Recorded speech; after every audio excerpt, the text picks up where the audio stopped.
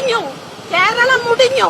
ഇനി നന്നാകണമെങ്കിൽ ജാതിയും മതവും പാർട്ടിയും നോക്കാതെ ശിക്ഷാ നിയമത്തിൽ മാറ്റം വരുത്തണം. കേരളത്തിലെ പിള്ളേരെ സ്വഭാവമൊക്കെ മാറിപ്പോയി ഒരുപാട്. നീ പറഞ്ഞ സത്യം. ഞാന് ഏതൊരു ചെറുക്കനെ കിടന്ന് എന്തൊക്കെ ആറാമ്പറപ്പ് കാണിക്കുന്നു. അപ്പൊ ഞാൻ പോട്ടെ, എല്ലാം തൊലഞ്ഞു പോട്ടെ. ഇവിടുത്തെ സ്ഥിതി അന്നൊന്ന് വഷളായിക്കൊണ്ട് വരികയാണ്. കുട്ടികളെന്ന് വിശേഷിപ്പിക്കുന്ന കൊടും ക്രിമിനലുകളാണ് ഇവന്മാർ.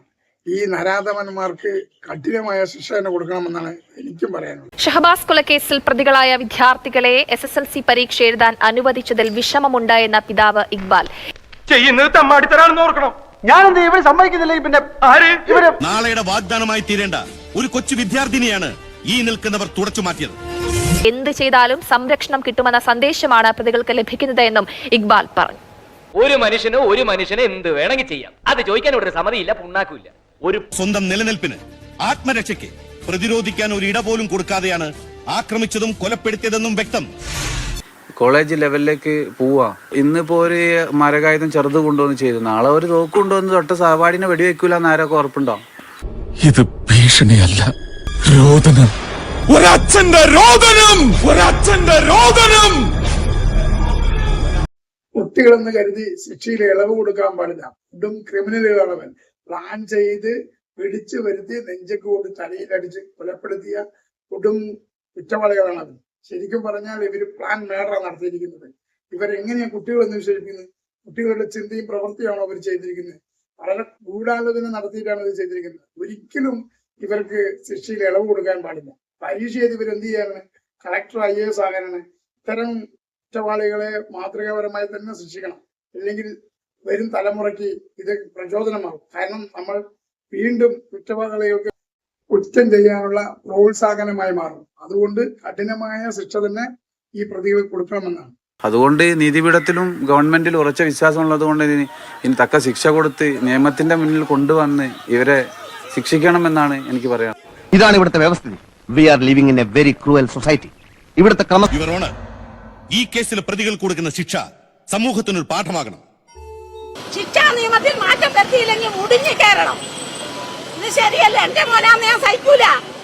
ജുഡീഷ്യറിയിലും കോടതിയിലും വിശ്വാസം അർപ്പിക്കുന്ന കോടിക്കണക്കിന് സാധാരണ ജനങ്ങൾ അത് ആഗ്രഹിക്കുന്നു. ഇത്തിരി മനുഷ്യത്വം, മാനുഷിക മൂല്യം സാറെ കുഞ്ഞിന്റെ മുഖത്തേക്ക് നോക്കണം സാർ. ഒരു കുഞ്ഞിന്റെ ജീവനേക്ക് അവരുടെ എന്ത് പുണ്ണാക്കി സാർ. ഞാൻ ഇവിടുത്തെ ടീച്ചറായിരുന്നു.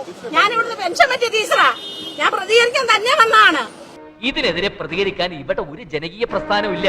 ഇനിയിപ്പോ ആരെങ്കിലും പ്രതികരിച്ചാലോ അവരെ പ്രോത്സാഹിപ്പിക്കുന്നതിന് പകരം ഒറ്റപ്പെടുത്തുക, ഇതൊക്കെയാണോ സാറിന്? കളയാനുള്ള ധൈര്യം എവിടെ നിന്ന് കിട്ടി? ഒരു പട്ടിയെ കൊന്നാൽ ചോദിക്കാൻ മനുഷ്യരുള്ള ഈ രാജ്യത്ത് ഒരു മനുഷ്യനെ കൊന്നാൽ ചോദിക്കാൻ ഒരു പട്ടിയും വരില്ല എന്ന വിശ്വാസം എവിടെ നിന്ന് വന്നു? ശിക്ഷാ നിയമത്തിൽ മാറ്റം വരുത്തുക. ഗൾഫിലൊക്കെ നടത്തുന്ന ശിക്ഷ ഇവിടെ വരണം. എന്നാലും കൈവെട്ടണം, കാലുവെട്ടണം, അതിൽ ഒക്കത്തില്ല ഇവിടെ. ഈ ലോകത്തു നിന്നും എന്നേക്കുമായി പറഞ്ഞയച്ചവരെ തിരിച്ചറിയുന്ന സാക്ഷിയുണ്ട്. ആ സാക്ഷി കണ്ട 3 പേർക്കും തൂക്കുകയർ വാങ്ങിക്കൊടുത്തിട്ടേ ഞാൻ ഈ കളം വിടും. 9 എണ്ണവും രക്ഷപ്പെടും. അത് പാടില്ല. ഹിംസ തമാശയാക്കിയവൻ മനുഷ്യനല്ല. അവനെ ഹിംസിക്കുന്നത് പാപവുമല്ല. എന്ത് മര്യാദ? ഇതൊന്നും സഹിക്കാൻ പറ്റുന്ന കാര്യമല്ല. ഒരിക്കലും ആ കുട്ടികളെ പരിശീലിക്കരുത്. വർഷത്തേക്ക് വേണ്ടി ധാന്യം വിതയ്ക്കുക, ഒരു പതിറ്റാണ്ടിന് വേണ്ടി മരം നടുക എന്നതുപോലെ ഒരു നൂറ്റാണ്ടിന് വേണ്ടി നൽകേണ്ടതാണ് വിദ്യാഭ്യാസം.